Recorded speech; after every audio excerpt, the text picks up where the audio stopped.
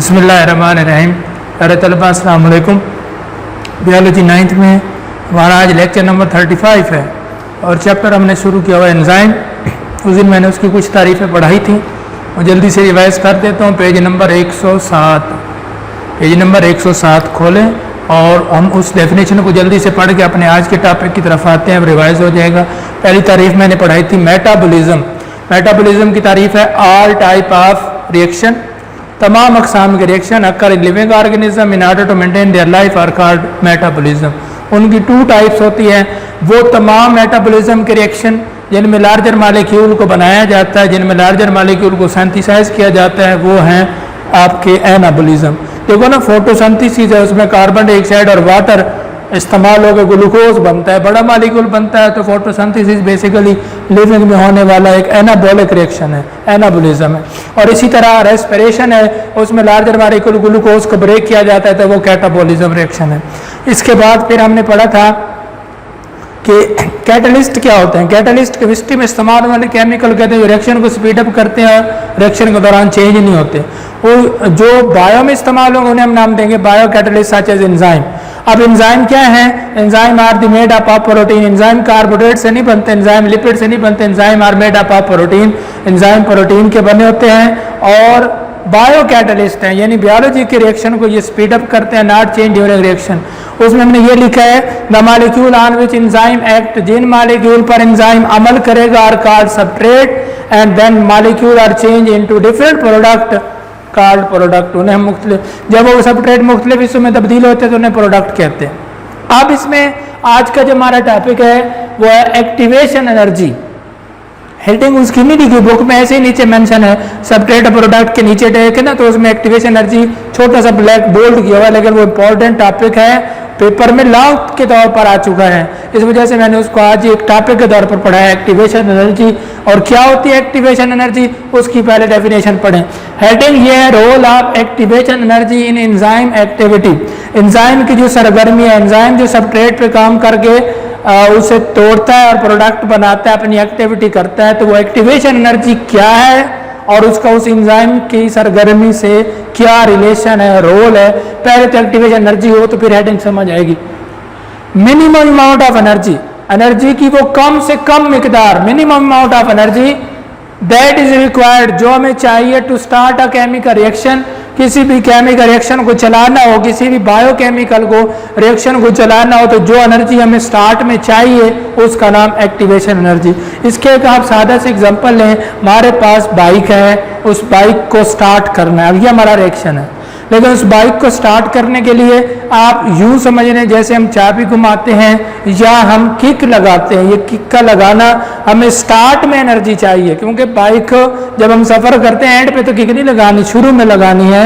ये जो शुरू में किक लगाने वाली एनर्जी है ये मिनिमम है, लेकिन रिएक्शन के चलाने के लिए ये ज़रूरी है, इसको हम एक्टिवेशन एनर्जी कहेंगे। हमने फैन ऑन करना है, पंखा चलाना है, तो उस पंखे के चलाने के लिए हमने बटन ऑन करना है, बार बार नहीं करना, शुरू में करना है। वो जो बटन ऑन करने के लिए हमें थोड़ी सी एनर्जी चाहिए, उसको एक्टिवेशन एनर्जी कहते हैं। अब इसके अलावा आपने लॉक खोलना है, उसके लिए आपको की चाहिए, की एंजाइम है, और वो की को थोड़ा सा जो घुमाने वाली एनर्जी है वो आपकी एक्टिवेशन एनर्जी है। यानी इसकी डेफिनेशन यही है, minimum amount of energy, energy की वो कम से कम मिकदार दैट इज रिक्वायर्ड, जो हमें चाहिए to start a reaction, reaction को चलाने के लिए, वो है एक्टिवेशन एनर्जी। आपको पता है हमारे बायोलॉजी के तमाम रिएक्शन को डाइजेशन का है, हमारी बायोलॉजी का ग्रोथ का रिएक्शन है, हमारी बायोलॉजी का रेस्पिरेशन का रिएक्शन है, इन सब को फास्ट कराना होता है, तेज कराना होता है, और उसमें ऐसा केमिकल जो इन रिएक्शन को तेज कराए और खुद तब्दील ना हो उसे एंजाइम कहते हैं। लेकिन जब वो एंजाइम उस रिएक्शन को स्टार्ट करता है तो अब आपके जहन में आया कि एक्टिवेशन एनर्जी उसे चाहिए, यानी थोड़ी सी energy, minimum amount of energy. It act as barrier, ये जो मिनिमम अमाउंट ऑफ एनर्जी होती है ये रुकावट का काम कर लेती है, बैरियर करती है to start a reaction, reaction को चलाने के लिए। But in the presence of enzyme, लेकिन अगर आपके रिएक्शन में एंजाइम मौजूद है, सच बैरियर आर लॉस्ट, ऐसे बैरियर को एंजाइम कम कर देते हैं, ऐसी रुकावटों को भी एंजाइम कर देते हैं, कम कर देते हैं। देखिए एंजाइम की तारीफ में इसका मेंशन करना इसलिए ज़रूरी है कि एंजाइम रिएक्शन को स्पीड अप करने वाला होता है, तेज़ करने वाला होता है, और उस रिएक्शन के शुरू में जो एनर्जी चाहिए उसे एक्टिवेशन एनर्जी कहते हैं। वो है तो कम, लेकिन अगर किसी के पास ऐसी कम एनर्जी भी है तब तो रिएक्शन स्टार्ट होगा। बुक वाले ने बड़ा खूबसूरत जुमला लिखा है कि अगर प्रेजेंस ऑफ एंजाइम है, उस पैरा एक्टिवेशन एनर्जी की तारीफ के नीचे देखो ना, प्रेजेंस ऑफ एंजाइम, एंजाइम की मौजूदगी में सच बैरियर, ऐसी रुकावटें जो शुरू में चाहिए होती है थोड़ी एनर्जी वाली एंजाइम, उनको भी खत्म कर देते हैं। आपकी बुक की डायग्राम में देखें कि वो जो लड़का, जो एक नौजवान है, वो पत्थर उठा के जा रहा है पॉइंट ए से बी तक। अगर उसने पत्थर एक छोटी सी पीक पर, चोटी पर ले गया और खुद से वहां छोड़ दिया तो वो बी पॉइंट तक आ जाएगा। इसका मतलब अब उसको एक छोटी सी एनर्जी चाहिए कि वो ऊपर पॉइंट तक पहुंचाए, वहां से रिएक्शन नीचे स्टार्ट होगा, लेकिन उसे थोड़ी एनर्जी चाहिए जरूर ऊपर ले जाने के लिए। इस थोड़ी एनर्जी को कहते हैं एक्टिवेशन एनर्जी, यानी ये शुरू में रुकावट करती है। अब वो सोचेगा कि इतनी चोटी पर कौन पत्थर ले जाए, और इसी तरह रिएक्शन के स्टार्ट में जब एनर्जी चाहिए होती है तो सोचा जाता है कि रिएक्शन कौन स्टार्ट करे, ऐसी थोड़ी एनर्जी को एक्टिवेशन एनर्जी, लेकिन एंजाइम उनको कम करते हैं। अब मैंने अटेंड किया method to reduce activation energy by enzyme, कि ये एक्टिवेशन एनर्जी जो शुरू में एंजाइम को चाहिए ये कैसे कम होती है। एंजाइम के पास कितने मेथड हैं कि वो इस एक्टिवेशन एनर्जी को, शुरू वाली कम एनर्जी को भी मजीद कम कर देते हैं। उसके पास सेवरल मेथड है, enzyme have several method to reduce activation energy को कम करने के कई मेथड है। फर्स्ट, एंजाइम में alter the shape of substrate to reduce activation energy. पहली लाइन में देखें, क्योंकि एंजाइम ने सबस्ट्रेट पे काम करना है। देखो मैं यहाँ पे एक इक्वेशन लिख रहा हूं, इसको पहले गौर करें।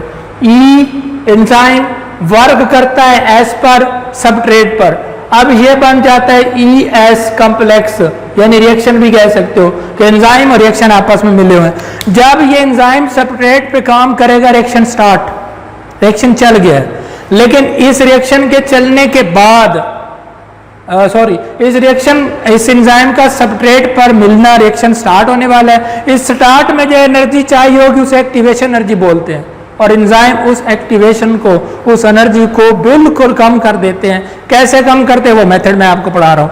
एंजाइम में अल्टर द शेप, क्योंकि एंजाइम जब सबस्ट्रेट पे काम करेगा तो इसकी शक्ल को चेंज कर देगा। जब उसकी शक्ल को चेंज कर देगा उस पर वर्क करना आसान हो जाएगा। आप एक लाख उल्टा लगा हुआ है और हम उसको सीधी की लगा रहे हैं, हमें नहीं पता कि वो उल्टा लगा हुआ है, वो लाख नहीं खुल रहा। लाख उल्टा लगा हुआ, हम उसे सीधी की लगाते हैं, या तो की नहीं जाती या तो खुलती नहीं है। एक और पर्सन आता है, वो कहते हैं लाख नहीं खुल रहा, मुझे की दें, और वो उस चाबी को उल्टा करके जैसे लाख लगा हुआ है उसको उसी तरह में लगाता है, लाख फौरन खुल जाता है। अब उसने क्या किया है, उसने दरअसल जो सबस्ट्रेट है उसकी शेप को चेंज किया, रिएक्शन आसान हो गया। तो इस तरह सबस्ट्रेट की शेप को चेंज करने से भी एंजाइम जो है ना वो एक्टिवेशन एनर्जी को कम कर लेते हैं। इनका दूसरा मेथड है एंजाइम में रिड्यूस एनर्जी, एक्टिवेशन एनर्जी को कम करते हैं by disrupting the charge on substrate. Substrate पर कोई चार्ज पड़ा हुआ है तो उसको डिसरप्ट करते हैं, यानी हटा देते हैं, तब रिएक्शन करना आसान हो जाता है। तीसरा, एंजाइम में डू सो, एंजाइम में डू ऐसा करते हैं, कैसा, यानी एनर्जी को कम करना by bringing substrate in correct orientation, substrate को दुरुस्त सिमत में लाना।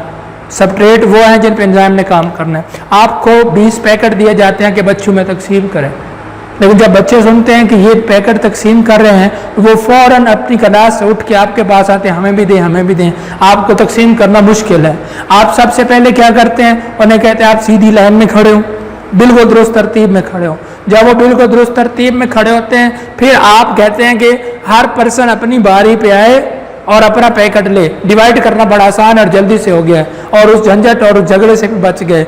इसी तरह एंजाइम भी सबस्ट्रेट जैसे पड़े हैं उन पे काम करना मुश्किल होता है, एक्टिवेशन एनर्जी चाहिए। एंजाइम पहले सबस्ट्रेट को करेक्ट ओरिएंटेशन में रखते हैं, उसकी सीधी तरतीब बनाते हैं, सेम फिर उन पे एक्ट करते हैं, एक्टिवेशन एनर्जी कम हो जाती है।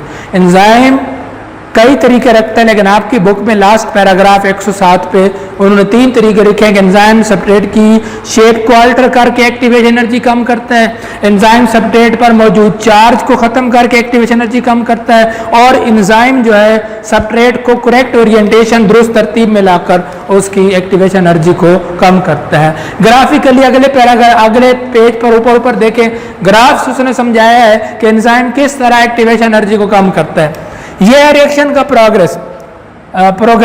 यहाँ पे रिएक्शन चल रहा है, आगे एंजाइम चला रहा है, यानी शुरू में स्टार्ट है। अब स्टार्ट में देखो आपको एनर्जी ज्यादा चाहिए। यहाँ पे ये मैंने 2 लाइन लगाई है, इस लाइन के ऊपर ऐसा रिएक्शन है विदाउट एंजाइम जो एंजाइम के बगैर है, और इस लाइन के नीचे दरमियान में ऐसा रिएक्शन है जो विद एंजाइम है। अब विदाउट एंजाइम अगर आप रिएक्शन स्टार्ट करते हैं तो आपको एनर्जी देखो ज्यादा चाहिए, ऊपर ग्राफ जा रहा है। With enzyme activation energy with enzyme, अगर आप एंजाइम के साथ रिएक्शन स्टार्ट करते हो तो वो शुरू में जो एनर्जी ज्यादा चाहिए होती है एंजाइम उसको कम करते हैं। वो 3 मेथड आपने पढ़े हैं। इस ग्राफ में ये बयान किया गया है कि अगर आप एंजाइम के बगैर रिएक्शन स्टार्ट करते हैं तो आपको ज्यादा एनर्जी चाहिए, और अगर आप एंजाइम के साथ रिएक्शन करते हैं तो आपको एक्टिवेशन एनर्जी बिल्कुल कम चाहिए। तो ये था role of activation energy in enzyme activity, activation energy की तारीफ, और फिर उसके ये 3 मेथड आपने लिखने हैं। अब इस साइड पे हम पढ़ते हैं types of enzyme. Types of enzyme ये भी उसी ग्राफ के ऊपर लिखा हुआ है। अकॉर्डिंग टू सेल, सेल के मीडियम को देखें, जो आपने चैप्टर नंबर 4 में पढ़ा एनिमल सेल, प्लांट सेल, उन्हीं के अंदर तो एंजाइम काम करता है रिएक्शन के लिए। सेल मीडियम के लिहाज से एंजाइम की 2 टाइप्स होती हैं, 2 अक़साम है। कौन सी 2? Intracellular enzyme, extra cellular enzyme. Cell के अंदर एंजाइम काम करते हैं या सेल के बाहर। All enzyme work inside cell, वो तमाम एंजाइम बुक में तारीफ नहीं है, आप इंट्रासेलुलर के साथ लिखेंगे। All enzyme work inside cell, वहां एग्जांपल है सिर्फ। जो एंजाइम सेल के अंदर काम करते हैं वो इंट्रासेलुलर है, उनकी एग्जांपल है एंजाइम ऑफ ग्लाइकोलाइसिस, ग्लूकोज को तोड़ने वाला, working in cytoplasm. 4th chapter में आप साइटोप्लाज्म पढ़ रहे हैं। उस साइटोप्लाज्म में एक रिएक्शन होता है कि हमारे सेल में रेस्पिरेशन के लिए जो ग्लूकोज आता है उसको ब्रेक किया जाता है। उस ग्लूकोज के ब्रेक होने को, ग्लूकोज के टूटने को ग्लाइकोलाइसिस कहते हैं, लेकिन ग्लूकोज टूटता नहीं विदाउट एंजाइम, एंजाइम के बगैर। जो ग्लाइकोलाइसिस है वो सेल के साइटोप्लाज्म में होती है, गौर करें इस बात पे। ग्लाइकोलाइसिस सेल के साइटोप्लाज्म में, साइटोप्लाज्म सेल के अंदर, उसी में एंजाइम काम करता है, तो वो इंट्रासेलुलर एंजाइम होगा, उसका नाम अमाइलेज है। Extra cellular enzyme, all enzyme working outside of cell, जो सेल के बाहर काम करते हैं वो एक्स्ट्रा सेलुलर एंजाइम है। और एंजाइम ऑफ पेप्सिन, एक एंजाइम पेप्सिन है वर्किंग इन स्टमक, हमारे मैदे में। अब मैदा हमारा आर्गन है, आर्गन टिश्यू से बनता है, टिश्यू सेल से बनता है। अब आर्गन में जो काम कर रहा है वो तो सेल के बाहर है। मैदे की कैविटी ऐसी है, उस खला के अंदर जो काम कर रहा है वो तो सेल से बाहर एंजाइम है। पेप्सिन एंजाइम है जो खुराक को तोड़ता है, तो ये outside of cell. All enzyme work inside of cell are called intracellular, enzyme work outside of cell, extracellular। आपकी बुक के पर जो ब्रैकेट में दी गई है वो एग्जांपल है, डेफिनेशन मैंने लिख दी है, inside cell, outside cell, intra और extra. Difference between intracellular and extracellular enzyme. आखिरी है हेडिंग, पढ़ना हम नेक्स्ट लेक्चर में, 36 लास्ट लेक्चर में। लेकिन आपने क्या करना है, आप इसका एक सवाल बना लें। उसकी पहली लाइन में जहाँ प्रॉपर्टीज ऑफ एंजाइम है, कैरेक्टरिस्टिक ऑफ एंजाइम है, उसकी पहली लाइन में एक क्वेश्चन लिखना है, when and who introduce enzyme. सबसे पहले कब और किसने एंजाइम को इंट्रोड्यूस करवाया।